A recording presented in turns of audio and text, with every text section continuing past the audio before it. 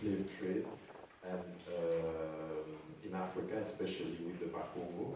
This time around, we're going to do something a little bit unusual. Usually when people look at the dialogue between Africa and America, it's more of the input of African towards America, American culture, than the other way around. Like what happened, let's say, when the returnees returned to Africa. How much the culture, the influence what happened back home. And tonight we have Alinta, who is an art historian. She is also an independent curator. She's based in London. She runs a collective called Organised, and they promote in French or American, French or English speaking. She had recently, she co-curated an exhibition where they showcase artists from Martinique and Guadeloupe. And tonight she's gonna talk. She's gonna present. She's gonna talk a little bit about a thesis, which is the architecture of the Afro Brazilian in Republic of Benin and Nigeria. This will be the first part, and for the second part, she will be joined by Andrea, who is a researcher, a PhD student in Birkbeck University, and they will have a talk and a conversation. And from what I gather, understand, Andrea also a descendant of the Afro Brazilian, and from what Alinta told me, she did also some interviews of the Afro Brazilian returnee in Ghana. They call them the Tabom, whereas in Nigeria they call them the Agudas. So, ladies and gentlemen, without any further ado, please welcome Alinta.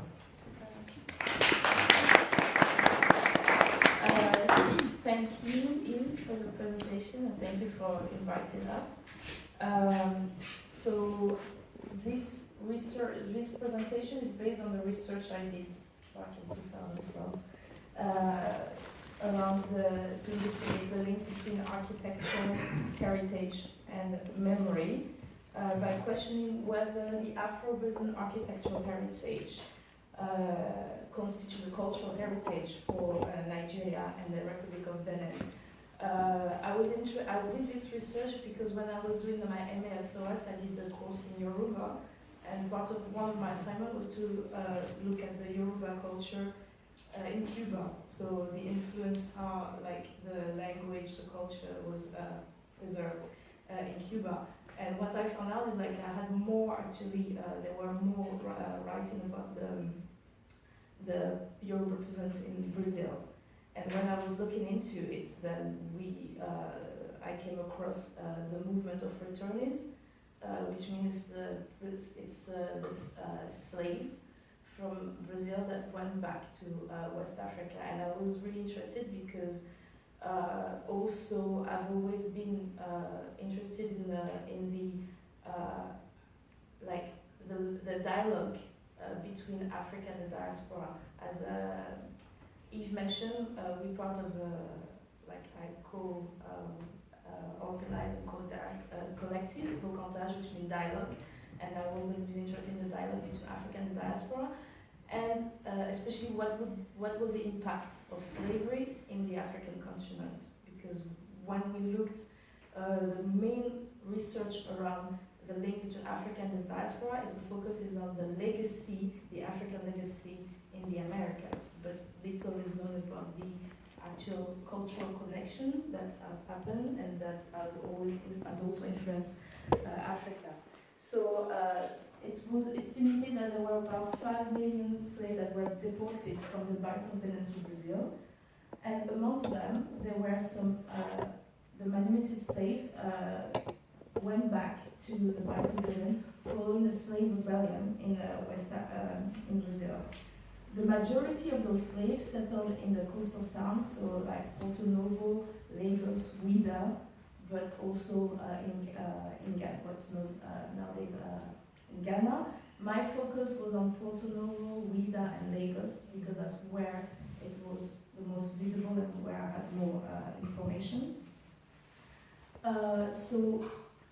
This movement of return invites us to consider the interdependence between Africa and the Diaspora. And the return movement of the Afro Brazilian is part of these transnational dimensions. So as I mentioned, in West Africa, those returnees, the Afro Brazilian, they were known as Tabom in Ghana or Aguda. And there they built a new identity by asserting their Brazilian experience, their Brazilian heritage. And one of the most visible impact of their presence was the architecture. So from 1835 to 1950, the Afro-Brazilian architecture was a popular genre, but little by little it's declined, and as we know today, most of the houses are in a state of disrepair, and little people know necessarily about those houses. So I'm just questioning in my research and my presentation, and my aim is to question why there is little preservation, why there is a state of disrepair, and what does it represent for people in Nigeria or in the Republic of Benin. So I'm going to look at three things, like first, why did they come from Brazil to Africa? So what's the movement, what's the context? Why the buildings themselves? So I'm not going to go necessarily into depth into the architecture, but I will show how the buildings, through the building you can read history. So how it's important, the source of history. And I will look in the third part, like the question of heritage, memorization, and question if it's a decline or contested heritage and why. Here you have, I found this in an article from Black, and this is a Gelede mask from the Yoruba, and that came that this Gelede mask on the top, you have the Afro-Brazilian houses. So we're not sure about that, but I think it was interesting to see how the Yoruba implemented foreign elements into their culture, and showing that there was a presence, foreign presence, at that time. So, like how it's been integrated by the Yoruba population. So from Brazil to Africa. So why Brazil to Africa? Because Brazil is, first of all, what we need to understand is that Brazil was one of the destination of the slave. We know that Brazil, after Nigeria, nowadays Brazil is the country with the highest population, black population, and the number of slaves were deported there to Africa. Pierre Verger, who is a French anthropologist, designates 4 cycles in the Atlantic slave trade, and he explained the return of the Afro-Brazilian part of his 4th cycle. So he explained that the number of Yoruba, or slaves coming from the Bight of Benin, came back to Western, to Brazil and to Cuba, due to 2 factors, the collapse of the Oyo Empire, but also the Asian Revolution. So it means that Cuba and Brazil became the important economy in terms of sugar. So what we need to see is the context of slavery in Brazil. So they mainly first came to the north of Brazil, to Bahia, where Salvador used to be the first capital of Brazil. So they went to Bahia, and so there they work, a lot of them work in the town. They didn't work necessarily in the countryside, they work in the town. And you have the distance of what we call escravos de ganhos, which is earning slaves, so slaves that were working and could earn a bit of money. So some of their money was going to the master, but some of their money they could keep it from themselves. And so those slaves, they learned the trade. So they were carpenter, masons. So this is a community that we had at the movement. So there was an important community of earning slaves, but there were also a community of manumitted slaves. It was possible, it was difficult for someone to buy their freedom. So there is a population at that time of manumitted slave. So one important aspect of this movement of return was the Malay Revolt. The Malay Revolt is a slave rebellion that happened in the 19th century, so in 1835. it's a culmination of several rebellions that have happened in Brazil, and the main result is a uprising of Muslim slaves, they call Imale. They were mostly of Yoruba origin, sometimes Hausa, and they decided to rebel against their masters. As a consequence, there was a severe repression from the Bahamian authorities, and as a consequence, for the freed slave, for the freed population, there was a lot of tension and it was difficult. So some of them were forced to leave or encouraged to leave, and there was some of them were persecuted, so they were in a hostile environment. So following the rebellion, some slaves were executed, but also the freed slaves were encouraged, forced, if you want to return to West Africa. So they returned to West Africa. So if they managed, some that could buy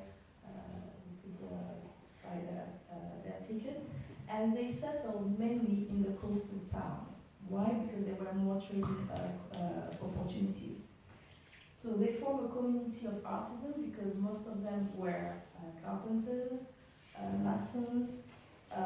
There is sources which show the number of slaves freed slaves that came back, that a lot of them were carpenters, masons, and so they settled in cities like Lagos, Porto Novo, Wida. Some of them went back to where they were coming from, but mostly they settled because the one that they were afraid also to be enslaved again, so they were settling more in the coastal town. So they say that in 1897 in Lagos there were 96 male registered with 6 cabinet makers, 11 bricklayers and builders and master builders, and 9 tailors. So this population was also involved in trading. Some of them were involved in slave trade and later in palm oil trade. So it's a community that were working, and they formed a new elite. So you can see here like a Brazilian family in Lagos. Here there are 2 famous lawyers, Placido and Ngoy Assunção. So that were lawyers. Some of them, so they established themselves. They sent their kids to Brazil, so there was still a communication between West Africa and Brazil. They had sometimes houses there. They sent their kids there for education. So there was still a communication. So why it is important to understand this community and what they did. So when they arrived, they started to do what they knew to do, which were building houses. Because in Brazil, the houses were built by the slaves. They were the working force. So I'm going to show you here some picture I took in Salvador to show you the style of houses, which is a sobrado. Which is usually 2-story, could be 1-story houses. One element of it is the decoration, one of the windows. So the sobrado architecture is from, it's influenced by Portuguese Baroque architecture, but it was adapted in Brazil to the environment, and it was a bit more colorful. So this is from the street of Salvador. This is in Salvador. So they settled and they started then they developed this architecture. So for example, we have Esson de Rocha and his family here. Esson de Rocha was enslaved at the age of 8. He bought his freedom at the age of 10, and then he returned to Lagos at the age of 30 and established himself as a trader. And one of the house which is quite famous is a water house. It's called water house because apparently the Rocha became wealthy by selling drinking water. And you can see the similarities with the houses that I've shown you previously that you can see in Salvador. So the decoration, the windows is one of those houses. And it's interesting that the water house is actually the title of a novel by Alinta, a Brazilian author, which talks about this link between Africa and the diaspora, and talks about the returnees. So you can see here also some elements of decoration. So the column, all influence. Here is from the book of Alessino, which looked at Porto Novo, where you can find also those houses. Another house is the Vaughan House. The house was originally owned by Churchill Vaughan. He's the son of a Yoruba slave from Ogbosonso, and he was captured. He was sold to a white man called William Vaughan, and on his death, he promised his son to return to his, he promised him his freedom. So he returned to his native land, and he settled in Lagos, and he actually, so Vaughan wasn't Afro Brazilian, but he commissioned the house from the Afro Brazilian mason. So the house was completed by 1895. So this is some elements of the building house. You have here Jean Angelo Campos. Okay, so his family as well was well established in Lagos, Porto Novo, Vida. So what happened is that they all had houses also in other cities like Porto Novo, Vida, because it was they were involved in trade, so they had several houses. You have here the Eben houses, so this is a drawing, and you can see also the decoration. So there is some influence of Yoruba also elements. So the Afro-Brazilian architecture is difficult to define because we talk about Afro-Brazilian because it was built by the Afro-Brazilian, but it's also adapted to the context. So this house is the home of a Sierra Leone immigrant, and he was built again by Afro-Brazilian Jean-Baptiste da Costa, who is a master mason. So what is mostly known are the secular buildings, but religious buildings were also important, and churches, because most of the returnees, they were Catholics as well, so Catholics and Muslims, as we're going to see. And they often were saying that they were the torchbearers of Christianity and Islam, so they were involved in also the construction of churches. So you have here one of the church, the Holy Cross. So I took this picture from Pierre Berger because I wanted to show you the old one. It's a Holy Cross church, so some of you should you know them. So it's one of the first churches in Lagos of Afro-Brazilian inspiration. It was Balthazar do Reis, Francisco Noble, and Lazaro Borges da Silva who built first the Catholic cathedral. Francisco Noble designed the church, while Balthazar do Reis built the carpentry. The Holy Cross was built between 1878 and 1883, but part of the building was demolished. And so the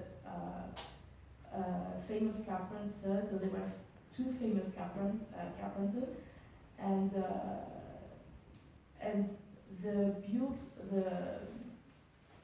they inspired the British government to organize a scholarship scheme to send masons to England. So they were quite impressed with the church. This is the church now. So another element of the religion really is the mosque, and that's the one I found even the most interesting, because parts of the Afro-Brazilian community, at least in the Malayalos, were also Muslim. And the Afro-Brazilian were famous for building mosques. If you look here, we have a mosque in Salvador. It's Nossa Senhora dos Preitos, or the Rosário dos Preitos, in Salvador. And there's a church that I took from Salvador. And when they built the mosque, they built according to what they learned in Brazil.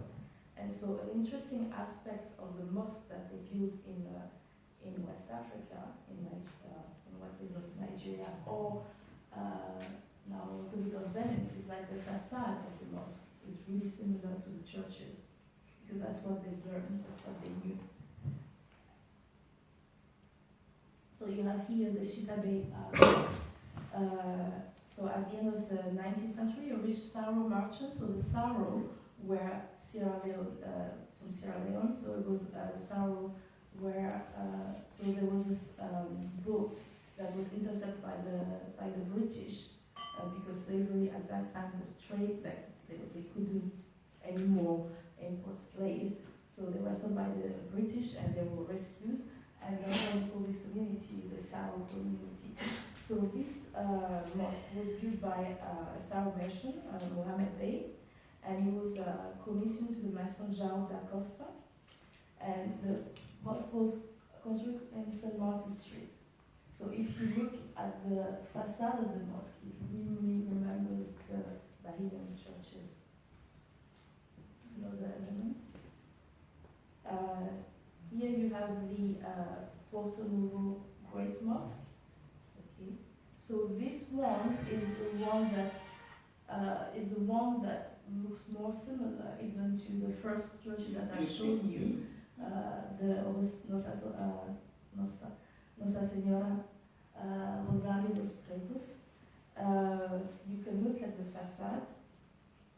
It's triangular, it's polychromic, so it's really similar to what we can find in Brazil.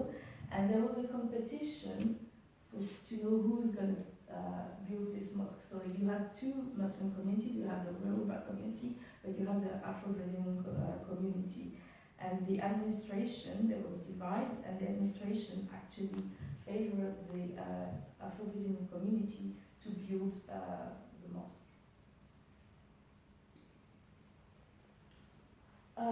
So as we can see through the buildings, we can read the history of the coastal town.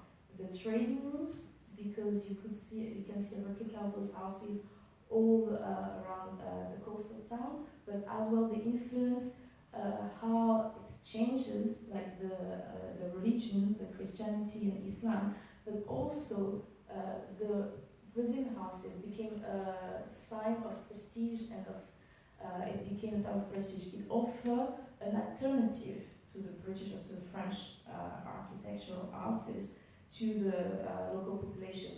The Oba, the Yoruba chief, also commissioned Afro Brazilian because it was a sign of prestige, and also it showed the shift in terms of the way the community worked, because you have the Oba compound, the Yoruba compound, and now they were adopting the Afro Brazilian houses, the Sobrado houses, where you live in a different way. So that was, all those elements are important. That's why this architecture is really important, because it shows the changes that happening at the time and the impact of slavery in the society at that time. So what happened today? So until 1950, the Brazilian houses were popular in Lagos. Since then, the need of conservation and the politic of cultural heritage have been mainly advocated by architects rather than the Aguda community itself. But the growth of the city, the financial difficulties, make it difficult for the owners to preserve the house.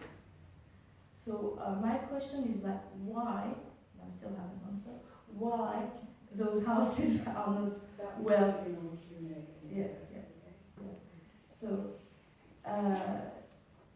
why they are not answered?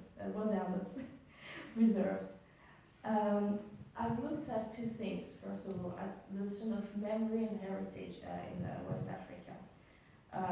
In West Africa, the notion of commemoration and remembrance it links with came with the post-colonial states, meaning that as part of the national buildings, there was a politic of memory, and therefore the Afro-Brazilian houses enter in conflict with the the local memory usually ends up in conflicts with the national building memory.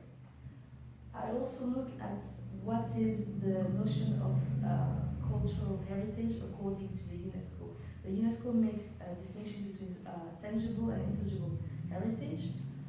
And regarding Africa, the stress has been rather on performative heritage rather than monumental heritage, meaning that the focus has been on masquerades, on performances rather than buildings, if we talk about Africa.